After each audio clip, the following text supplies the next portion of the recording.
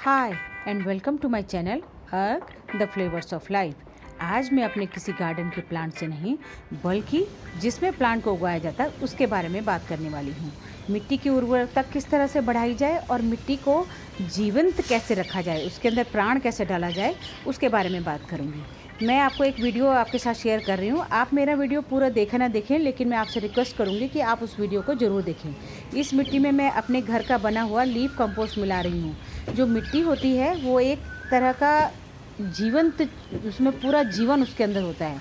सद्गुरु जो है एक मिट्टी बचाने की मुहिम में लगे हुए हैं और वो कहते हैं कि साइंटिस्ट कहते हैं कि एक मुट्ठी जो मिट्टी है, सॉयल है, उसमें कम से कम 8 से 10 बिलियन तक जीव यानी माइक्रोब्स होते हैं। और यही जो माइक्रोब्स होते हैं ये हमारी मिट्टी को जीवित रखते हैं। लेकिन दिन ब दिन जब हम आर्टिफिशियल फर्टिलाइज़र्स का यूज़ करते हैं तो उसमें से क्या होता है, न्यूट्रिएंट की मात्रा जो है और माइक्रोब्स जो हैं वो ख़त्म होते चले जाते हैं, जिसकी वजह से हमारी मिट्टी निर्जीव होती जा रही है। और साइंटिस्ट कहते हैं कि हमारे पास कुल लगभग 50 साल की ही मिट्टी बची है कि हम अपने लिए खेती बाड़ी में उसको इस्तेमाल कर सकें। उसके बाद वो रेगिस्तान में कन्वर्ट हो जाएगी। तो फिर अपनी मिट्टी को कैसे हम उपजाऊ बना के रखें, उसमें हम ऑर्गेनिक कंटेंट कैसे ऐड कर सकते हैं, उसी के बारे में मैं आपसे बात करने चाह रही हूँ। आपको करना क्या है, आपके घर के आसपास जितने भी पेड़ पौधे, मेरे घर में बहुत सारे पेड़ पौधे हैं, आसपास भी है, उनकी पत्तियाँ मैं पूरे साल भर इकट्ठा करती रहती हूँ और फिर उससे मैं कंपोस्ट बनाती हूँ, जिसे हम ब्लैक गोल्ड भी कहते हैं। ये जितनी भी कंपोस्टिंग मैं आपको दिखाऊंगी ये मेरे पिछले साल की कलेक्ट की हुई पत्तियां हैं और उनको मैं इस तरह से जमा करती रहती हूँ। और ये बहुत ज़्यादा ड्राई होती हैं तो इसको देखिए, यूकेलिप्टस है, नीम है, कचनार है, अलग अलग तरह के आम और भी पेड़ मेरे घर के आसपास है, उनमें मैं इकट्ठा करती रहती हूँ। ये लास्ट ईयर के मेरे बैग्स हैं और ये 2 छोटे बैग हैं जो इनको लगभग 5 से 6 महीने हो गए हैं। और ये जो बड़ा बैग है ये पूरा साल 1.5 साल इसको हो गया है। जब ये ड्राई होता रहता है, ऊपर से खुला है ये, आप चाहें तो ज़मीन में गड्ढा खोद के भी इसको लगा सकते हैं, बना सकते हैं कंपोस्ट।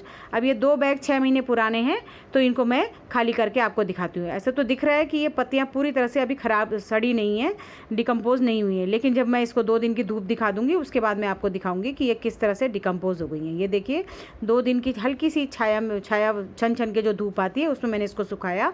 ऊपर की पत्तियाँ ये लग रही हैं कि बिल्कुल भी डिस्ट्रॉय नहीं हुई, लेकिन नीचे का ऑर्गेनिक मैटर देखिए आपको थोड़ा थोड़ा टूटा हुआ दिखाई दे रहा होगा, क्योंकि अभी इसको लगभग कंप्लीट डिकम्पोज होने में 2 साल का समय लगता है, 1.5 से 2 साल का।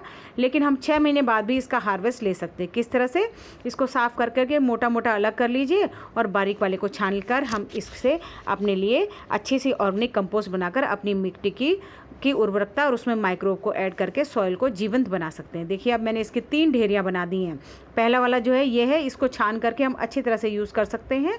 और इसको देखिए बारीक अगर हम तोड़ रहे हैं, क्योंकि ये मैंने अलग किया हुआ है, सेलेक्ट करा हुआ है, तो ये अच्छी तरह से सड़ चुकी है। और जो उधर वाले हैं बाकी वाले, इनको मैं वापस फिर से बैग में भर दूंगी ताकि मैं उसको दोबारा आगे सड़ने के लिए रख दूं।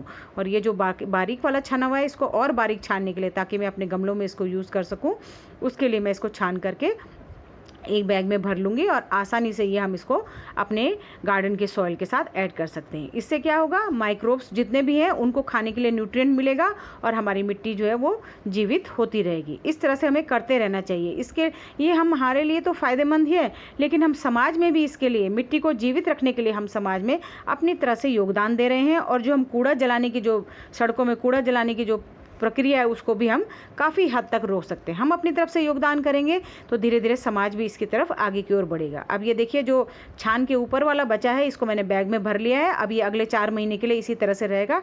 ड्राई होगा तो मैं इसमें पानी डाल दूँगी। और ये जो ऊपर वाला था, जो छन के नीचे आया है, ये बारीक वाला है, इसको हम अपने गमलों में मिट्टी के साथ यूज़ कर सकते हैं। अब ये जो बैग है ये और पुराना, इसको लगभग पूरा साल भर से भी ऊपर हो गया है।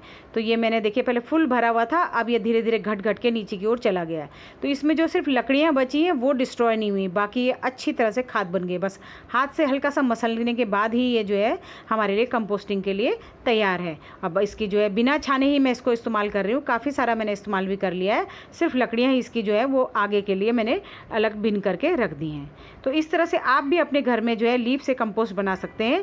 मेरा ये वीडियो आपको कैसा लगा कमेंट करके ज़रूर बताइएगा। और आप भी ये छोटा ही सही पर अपने घर में इसकी कंपोस्टिंग करिएगा, ताकि हम समाज में पॉल्यूशन, प्रदूषण और कूड़े को, ढेर को, कचरे को जमा होने से बचा सकें। Thanks for watching.